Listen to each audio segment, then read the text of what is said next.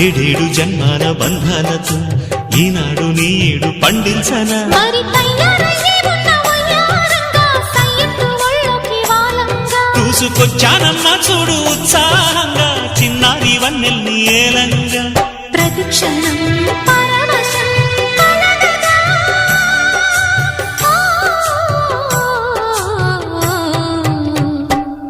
మనసా పలకవే మధుమాసపు కోయిలవై చెలిమే తెలుపవే చిగురాశల గీతికవై